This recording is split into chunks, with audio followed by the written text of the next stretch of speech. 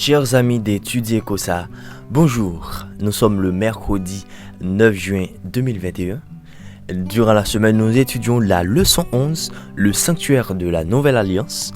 Aujourd'hui, nous allons voir le grand prêtre de la Nouvelle Alliance. Le grand prêtre de la Nouvelle Alliance. Nous trouvons le verset à mémoriser dans Hébreux 9, le verset 15. C'est pour cela qu'il est le médiateur d'une nouvelle alliance, afin que, la mort étant intervenue pour le rachat des transgressions commises sous la première alliance, ceux qui ont été appelés reçoivent l'héritage éternel qui leur a été promis. C'est pour cela qu'il est le médiateur d'une nouvelle alliance, afin que, la mort étant intervenue pour le rachat des transgressions commises sous la première alliance, ceux qui ont été appelés reçoivent l'héritage éternel qui leur a été promis. Hébreux 9, le verset 15. Chers amis, c'est une partie très intéressante. La partie du mercredi, le grand prêtre de la Nouvelle Alliance. Surtout dans la leçon de cette semaine, il y a toujours un parallèle entre l'ancienne alliance et la nouvelle alliance. Et là, je trouve que c'est très intéressant, surtout à la fin de la partie, il y a un texte, il y a une parole répétée dans cette partie, très intéressant. Le sanctuaire terrestre, vous savez très bien, où Dieu a choisi d'habiter avec son peuple, était centré sur le sacrifice des animaux.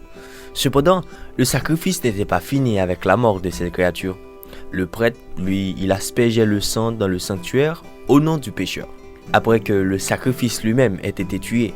Cependant, tout ce service n'était qu'une ombre, un symbole, ce que Jésus ferait pour le monde. Ainsi, tout comme les symboles, le service du sanctuaire n'était pas fini avec la mort de l'animal. L'œuvre de Christ pour nous ne s'est pas non plus terminée avec sa mort sur la croix. C'est vrai. Et c'est pour cela que je vais vous inviter, aujourd'hui je ne vais pas lire les versets, je vais vous inviter non seulement à lire, mais à étudier Hébreux 8, les versets 1 à 6. Et surtout prier sur ces versets. Ces versets qui parlent sur le ministère de Jésus dans le sanctuaire céleste. Je vous conseille vivement d'aller les lire vous-même. Vous-même. Hébreux 8, les versets 1 à 6. Tout comme il y avait un sanctuaire terrestre, un sacerdoce, un ministère sous l'ancienne alliance, il y a un sanctuaire céleste, un sacerdoce céleste, un ministère céleste sous la nouvelle alliance. Tout à fait sensé. Ce qui n'était cependant que des symboles, des images et ombres dans l'ancienne alliance, toutes ces choses-là sont devenues des réalités dans la nouvelle alliance. Ainsi, plutôt qu'un animal amoral comme substitut, nous avons Jésus sans péché. Au lieu du sang animal, nous avons le sang de Christ.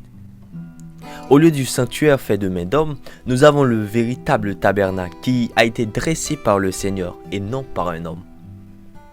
Et au lieu d'un prêtre humain, pécheur et errant, nous avons Jésus comme grand prêtre qui exerce son ministère à notre faveur.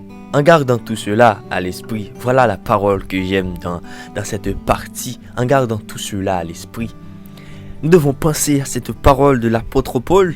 Comment échappons-nous en négligeant un si grand salut?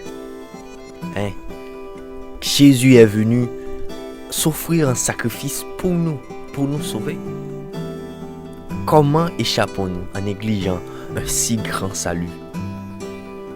Chers amis, nous venons de voir la partie du mercredi de la leçon 11, le grand prêtre de la Nouvelle Alliance. Nous trouvons le verset à mémoriser dans Hébreux 9, le verset 15. C'est pour cela qu'il est le médiateur d'une nouvelle alliance, afin que, la mort étant intervenue pour le rachat des transgressions commises sous la première alliance, ceux qui ont été appelés reçoivent l'héritage éternel qui leur a été promis. Hébreux 9, le verset 15. Je vous souhaite une très bonne journée, sous la grâce et la paix, surtout avec la paix de Dieu.